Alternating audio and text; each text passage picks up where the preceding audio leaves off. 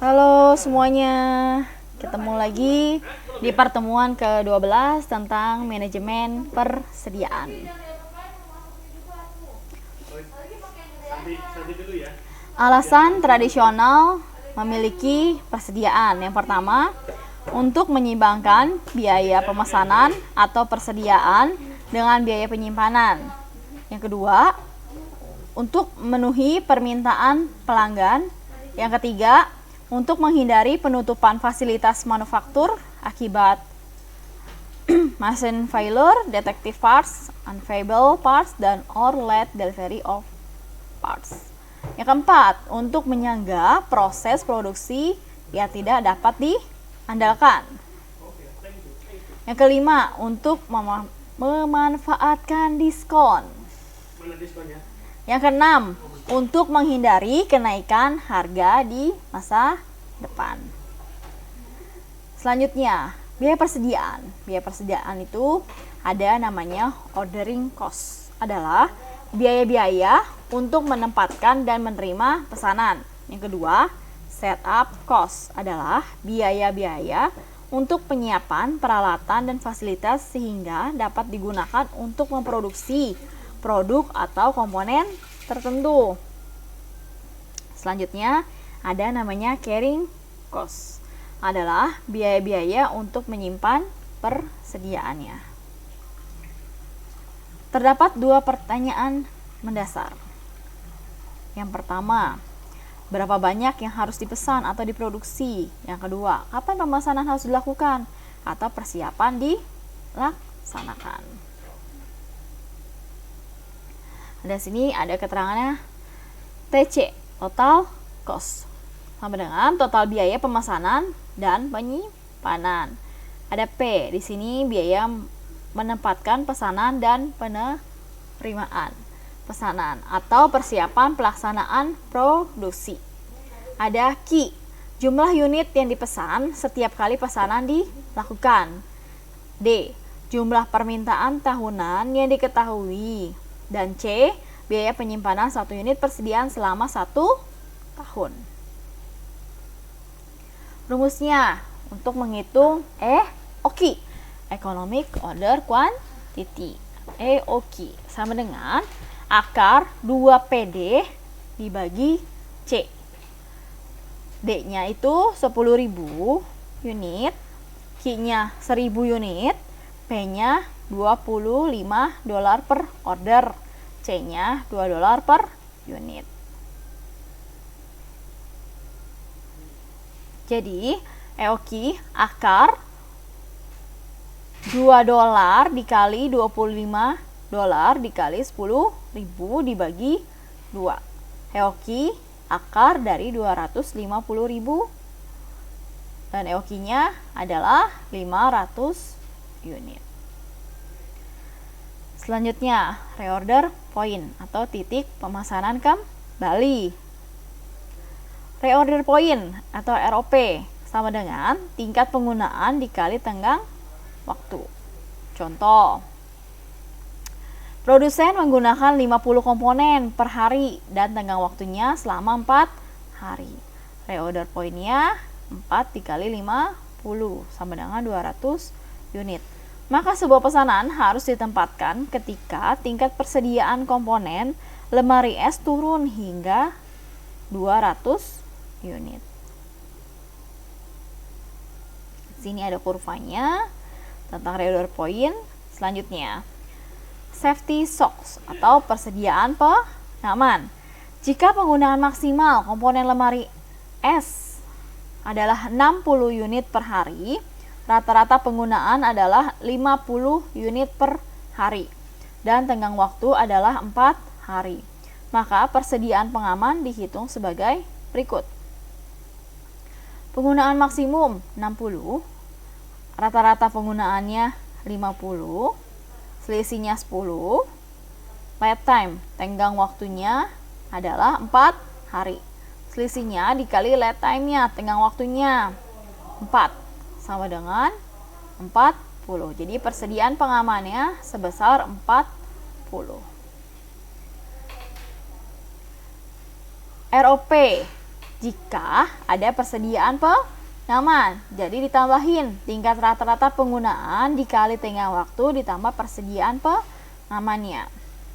50 dikali 4 ditambah 40. ROP-nya sebesar 240 unit. Selanjutnya, ada permintaan rata-rata mata pisau 320 per harinya, permintaan maksimum mata pisau 340 per harinya.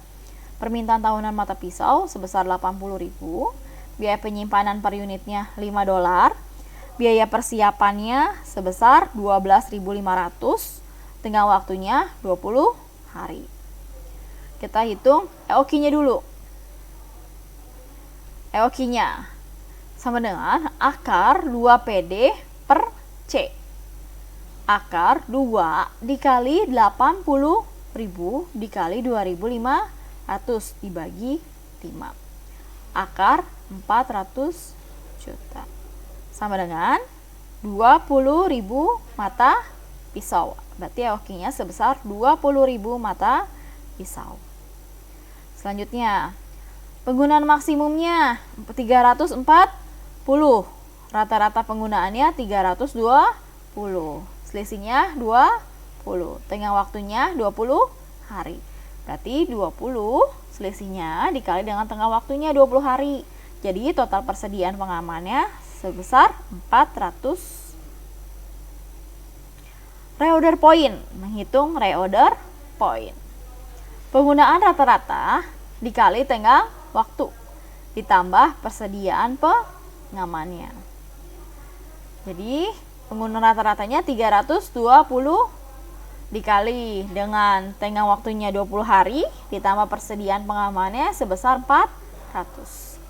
Jadi reorder pointnya hasilnya sebesar 6.800 unit. Selanjutnya ada traditional inventory system. Di sini ada sistem dorong, ada persediaan signifikan, ada pemasok besar, kontrak pemasok jangka pendek, ada struktur departemental, tenaga kerja terspesialisasi, pelayanan tersentralisasi. Selanjutnya keterlibatan karyawan rendah, gaya manajemen mengawasi, tingkat kualitas yang dapat diterima, dan perhitungan biaya produk. Selanjutnya ada JIT, just in time. Baca tentang just in time, itu JIT inventory system. Ada sistem tarik, ada persediaan tidak signifikan, ada pemasok kecil, kontrak pemasok jangka panjang, struktur seluler, tenaga kerja berkeahlian ganda, pelayanan terdesentralisasi, terus ada keterlibatan karyawan yang tinggi, gaya manajemen memfasilitasi. Dan terakhir, pengendalian kualitas kontrol. Lanjutnya ada dominasi penelusuran langsung atau direct tracing dominates.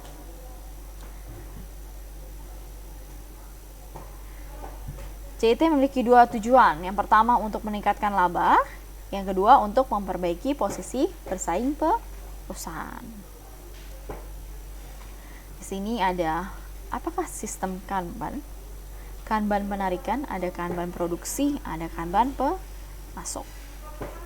Di sini ada contohnya withdrawal Kanban-nya, ada production Kanban-nya, seperti apa, ada vendor Kanban-nya. Di sini ada Kanban prosesnya.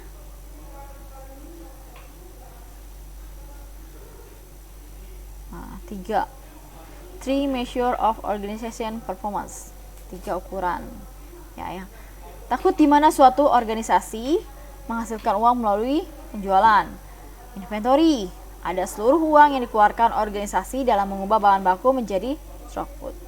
Ada operating expense, seluruh uang yang dikeluarkan organisasi untuk mengubah persediaan menjadi throughput. Sini ada theory of constraint atau 5 langkah untuk memperbaiki kinerja organisasi. Ada 5 langkahnya. Yang pertama, mengidentifikasi kendala-kendala perusahaan. Yang kedua, mengeksploitasi kendala-kendala yang meningkat. Yang ketiga, mensubordinasi apa saja yang lain dari keputusan yang dibuat pada langkah yang kedua. Ya, mengeksploitasi kendala-kendala yang meningkat. Selanjutnya yang keempat, mengangkat kendala-kendala yang meningkat. Yang kelima, mengulangi prosesnya. Terima kasih. Inilah penjelasan dari saya. Sampai jumpa lagi.